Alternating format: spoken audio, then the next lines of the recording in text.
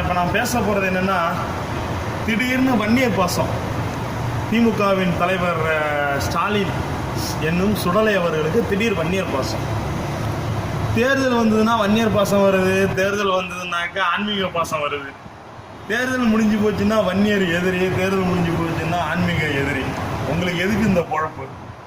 வன்னியர்களுடைய சொத்தை மருத்துவர் ஐயா அவர்கள் அபகரித்துக் கொண்டார். வன்னியர்களுடைய சொத்து ஐயாவுடைய குடும்பத்தார் பேர்ல இருக்கு அப்படின்னு நீங்க சொல்றீங்க. அது அப்படியே எங்க ஐயா குடும்பத்து பேர்ல இருந்தாலும் உங்களுக்கு எங்க வலிக்குதுன்னு எனக்கு தெரியல. ஏன்னா எங்களுடைய பாதுகாவலர் அவர் தான். நீங்க சொல்றீங்க சொத்து சொத்துன்னு, எங்களுக்கு சொத்து எங்களுடைய ஐயா தான். இதெல்லாம் நீங்க பேசுறதுக்கு இன்னைக்கு எங்களுடைய மாவீர நேரு உயிரோட இருந்திருந்தாருன்னு வைங்களேன், டர்னு நீங்க யாரோட சொத்துக்கு யார் பேசுறது? உன் முட்டு பிள்ளைக்கு நீ பேசு, என் முட்டு பிள்ளைக்கு நீ பேச முடியாது, சரிங்களா? அதே மாதிரிதான் எங்களுடைய சொத்து பிரச்சனையும். எங்களுக்கா எங்க ஐயா இருக்காருயா, நீங்க என்னையா பண்ணிடுறீங்க? கேட்டா உன் ஆளுங்களுக்கு என்னமோ வன்னியர் இடஒதுக்கீடு நாங்க தான் கொடுத்தோம் அப்படிங்கிறீங்க. அதுக்கு எவ்வளோ விளக்கம் கொடுத்தாச்சு. அதாவது மருத்துவமனைக்கு ஒரு கர்ப்பிணி பெண் பிரசவத்துக்காக போறாங்கன்னு சொன்னா அந்த பெண்ணுக்கு மருத்துவம் தான் பார்க்க முடியுமா டாக்டர்? அவங்க உரிமை கொண்டாட முடியாது, சரிங்களா? அதே மாதிரி நீங்கள் நாங்கள் உயிர் தியாகம் பண்ணி எங்களுடைய முன்னோர்கள் செத்து எங்கள் ஐயா சிறைக்கு சென்று எவ்வளோ கோடிக்கணக்கான வன்னியர்கள் உங்ககிட்ட மிதிப்பட்டு எல்லார்கிட்டையும் கஷ்டப்பட்டு இடஒதுக்கீடை பெற்று தந்திருக்காங்க. நீங்கள் என்னமோ கொடுத்தாங்கிறீங்க. உங்கள் தலையெழுத்து நீங்கள் கையெழுத்து போட வேண்டிய சூழ்நிலை நீங்கள் போடுறீங்க, அவ்வளவுதான், சரிங்களா? நீங்கள்லாம் எங்களுடைய வன்னியர் பாசம்லாம் உங்களுக்கு வேணாங்க. இதில் நீங்கள் மதசார்பற்ற கூட்டணியா? என்ன மதசார்பற்ற கூட்டணி? பணக்காசு பழக்க வழக்கத்தெல்லாம் மதசார்பற்ற கூட்டணி. உங்கள்கிட்ட வேறு என்ன இருக்குது சொல்லுங்கள் பார்ப்போம். நீங்கள் தான் உங்கள் கூட்டணியில் இருக்கிறவங்க முழுக்க எங்களை ஜாதி வெறி பிடிச்சவன், ஜாதி கட்சிக்காரன், ஜாதி அரசியல் பண்ணுறான் அப்படி இப்படின்னு பேசுகிறீங்க. இதான் உங்கள் அரசியலா? என்னுடைய வேட்பாளர் சென்னையில் பேசினார் பார்த்தீங்களா, சாம்பால் பத்திரிகையாளர் கேட்டாங்க, என்னுடைய தொகுதி என்னுடைய இதை பேசுங்க, நீங்கள் புதுசாக ஒரு டாபிக்கை கொண்டு வராதீங்க. அப்படியே நாங்கள்லாம் அவர் மக்களுக்கு கருத்தை சொல்லிட்டு போயிருக்காரு. எங்கள் ஐயா, எங்கள் சின்ன ஐயா, எங்களுடைய கூட்டணி கட்சி தலைவர்கள் மக்களுக்கான கருத்தை சொல்லிகிட்டு இருக்கிறாங்க, சரிங்களா? அந்த மக்களுக்கான கருத்தை சொல்லி ஓட்டு கேட்டுட்டு இருக்கோம். ஆனால் நீங்கள் என்ன பண்ணுறீங்க? ஐயா எடப்பாடி முதல்வர் சொன்னாங்க, தூங்கிட்டு இருக்கும்போது ஸ்டாலின் எப்படி கேட்டால் எடப்பாடி பதவி விலகிட்டாரான்னு. அந்த அளவுக்கு நீங்கள் எல்லாம் போயிட்டீங்க. நீங்கள் என்னமோ பரம்பரையாக சிஎம் குடும்பம் வாரிசு, நான் ஏதோ வாய் புளித்ததோ மாங்காய் புளித்ததோ பேசவில்லை அப்படின்னு பேசுகிறீங்க. ஒரு தமிழ்நாடுடைய முதல்வரை நீங்கள் எந்த அளவுக்கு பேசணுமோ பேசிக்கிட்டு தான் இருக்கீங்க. ஆனால் அவர் சக்க பதிலீடு கொடுக்குறாரு. அதான் விவசாயிங்கிறது. உங்களுக்கு பாரம்பரிய விவசாயி நீங்கள், உங்களுக்கு என்ன தெரியும் விவசாயத்தை பற்றி? ஒரு விவசாயி முன்னுக்கு வரக்கூடாது, சரியா? எது தடுக்குது உங்களை? விவசாயி முன்னுக்கு வரக்கூடாது, வன்னியம் முன்னுக்கு வரக்கூடாது. வன்னியர் சொத்தை பற்றி பேசுறீங்க. வன்னியர் உங்கள் ஆட்சி காலத்தில் தான் தடையாக விதிச்சிங்க. எது தடுத்தது உங்களை? அப்போ உங்களுக்கு உங்கள் சாய் தடுத்துதா, இல்லை உங்கள் கூட்டணி யாராவது சொல்லி கொடுத்து தடுத்தீங்களா? எங்களுக்கு தெரியல. அப்போ கையெழுத்து போடாது நீங்கள். எங்களுடைய சொத்தை பற்றி எங்களுடைய வழக்கை பற்றிலாம் நீங்கள் பேச வேணாங்க. அதுக்கு எங்கள் ஐயா இருக்கார். உங்கள் கட்சியில் இருக்கிற வன்னியர்களவங்க இல்லை எங்கள் ஐயாவை பற்றி பேசுகிறாங்கன்னா அவங்கெல்லாம் நான் கூப்பிட்றேன். என் தங்கச்சி விழுப்புரம் நவீனா, சாந்தாவாட்டம் ஆனந்தம் என் தம்பி, இவங்க பிரச்சனைலாம் எங்கேப்பா போயிருந்தீங்க? திமுக வன்னியர்களே எங்கே போயிருந்தீங்க? ஸ்டாலின் தட்டுறதுக்கு போயிருந்தீங்களா? அன்னைக்கெல்லாம் பேச வரல.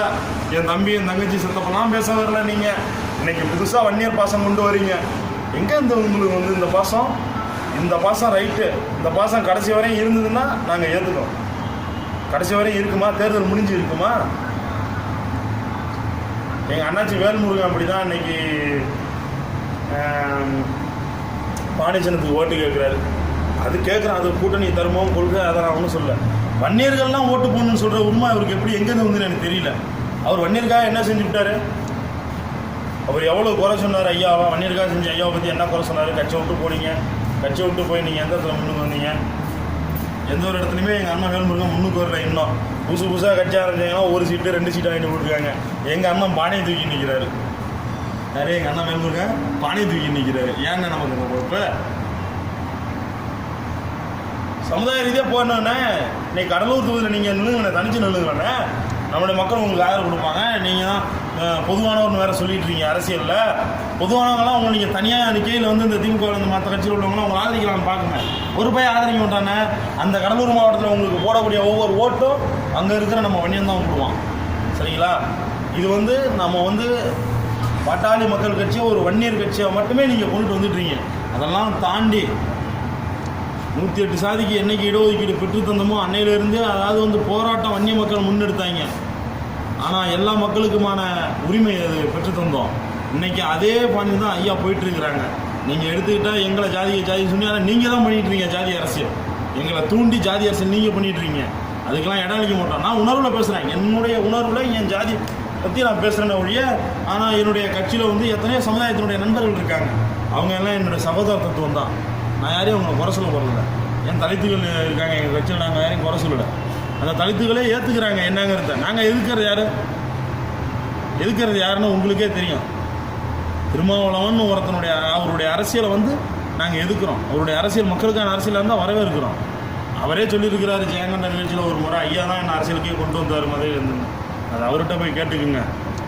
எங்கள் ஐயா எவ்வளோ பெரிய ஒரு தியாகி அப்படிங்கிறது இந்த வன்னிய மக்களுக்கு தெரியும். திமுகவில் இருக்கிற வன்னியரை பற்றி எனக்கு கவலை இல்லை, அது அவங்க விருப்பம். ஏன்னா நான் அவங்களை காக்க வேண்டியன்னா அண்ணாதி அப்புறம் இந்த மாதிரி போனால் காக்க வேண்டியன்னு தான் சொல்லுவோம். அதிமுகவில் இருக்கிற வன்னியர்கள் நீங்கள் என்றைக்குமே வந்து எனக்கு தெரிஞ்சு துரோகம் இல்லை, கூட்டணிக்காக நான் சொல்லவில்லை. பேசியிருக்கிறேன், அவங்களும் தவறு செஞ்சால் பேசியிருக்கிறோம், போயிருக்கிறோம். ஆனால் வந்து அவங்க வந்து வன்னியரை வந்து புறக்கணித்ததில்லை, வன்னியரை அழிச்சதில்லை. அந்த மாதிரி ஒரு இல்லை. அரசியல் காழ்ப்புணர்ச்சியில் பழி வாங்கியிருப்பாங்க. அதை நீங்களும் செஞ்சுருக்கீங்க, அவங்களும் செஞ்சுருக்காங்க. அதை நாங்கள் இல்லைன்னு சொல்லலை. எங்களுடைய ஐயாவை பற்றி பேச ஸ்டாலின் அவர்களுக்கு எந்த உரிமையும் இல்லை. சரிங்களா? எங்கள் ஐயா கேட்ட மாதிரியே வாங்க எங்கள் பாலண்ணா வருவாங்க,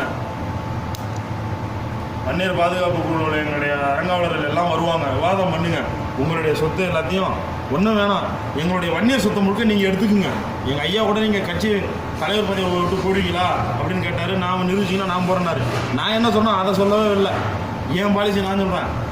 எங்களுடைய வன்னியர் சொத்தையெல்லாம் எங்கள் ஐயா குடும்பத்து பேரில் இருந்தால் அதை அபகரித்து நீங்கள் எடுத்துக்குங்க. அப்படி எங்கள் ஐயா பேரில் அந்த சொத்து எதுவுமே இல்லைன்னு சொன்னால் உங்களுடைய அத்தனை பினாமி சொத்துக்களும் நாங்கள் பட்டியலிடுவோம். அத்தனை சொத்தையும் எங்கள் வன்னியருடைய அறக்கட்டளையில் உங்களால் சேர்க்க முடியுமா? சுடலை அவர்களே, உங்களால் எங்கள் வன்னியர் அறக்கட்டளையும் உங்கள் சொத்தை தர முடியுமா? இதுதான் பெட்டு. வரீங்களா? மோதி பார்த்துப்போம். சும்மா ஏதோ வாய் புளித்ததோ மாங்காய் புளித்ததோ என்று பேசி கொண்டு இருக்க வேண்டாம். சுடலை அவர்களே, நாகரிகமாக தலைவர் கலைஞர் அவர்களை போல் அரசியல் பேசி கற்றுக்கொள்ளுங்கள்.